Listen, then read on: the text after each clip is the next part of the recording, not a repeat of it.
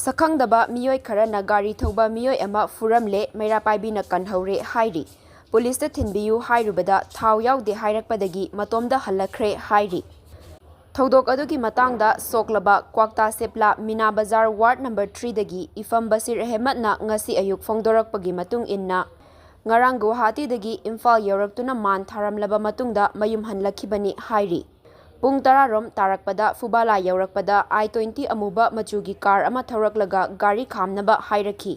Maduda kari taurabage hanglubada maram leitana irang fatraba matam masida gari koithau thauriba karigino haina fudaba haurakhibani hairi. Miyoi sing adugi manungda khutlai paibasu yawi hairi. Mahakna makhatana haikibada mahakpu fubada natana mobile phone su thugaiki amadi Tanja aduda laikai gi Meirapaibina khanglakpadagi Meirapaibi Singna changselakpadagi Sakkhangdaba miyoi sing adu mafam adu thadоклага chenkhi.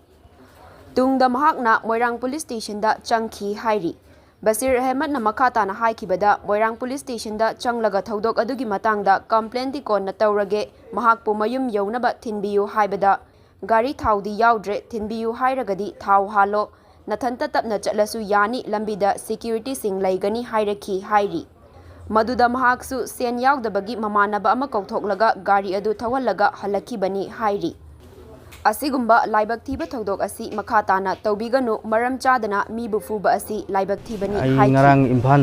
Ngarang Imphal da man tharamakanda jum hai thrakpane pung mapan makhai tara mukta bagi sida Fubala gi sida gari ama tanare aduduga khamona khamba sida ai si light thangatlakanda kai leiragi na haiba sida nang kai dagi no na haiba ai Kwakta dagi ni na haiba kai chaubono Guwahati da ai gari thaubani man tharamaga hai thrakpani na haiba sida asuk atheng amam se nang na gari koi thauduna lan marak sida masi futa fura sen tawraga chaisi satu pak an kallaga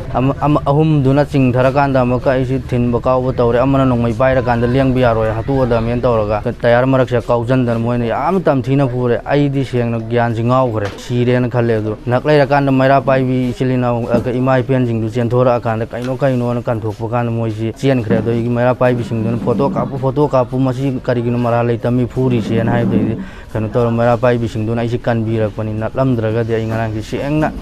khudong thigani moi karigumba ama pho maming season na de adum khamaga nang kai dagi no Kwakta Sepla ai Kwakta dagi ni na haibu dagi ne ba hektam hoina athengamam da gari thauba adu ata maram kari ama pho ba haide nang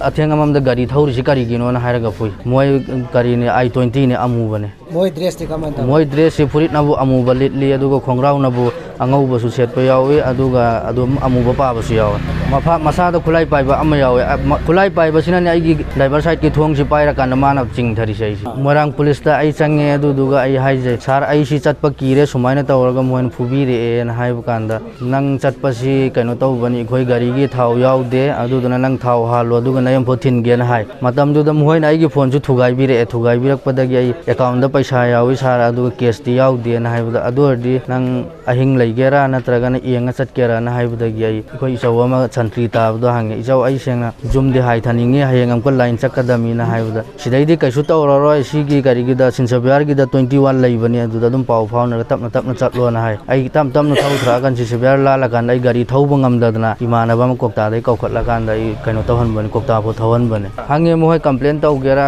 khot kera na haibu kan da ai complaint sing asi tawroi ge jum phauta thinbiyo na haibne ba aduda gari gi thau yaude aduna kaino tawraga thau halu thin ge hai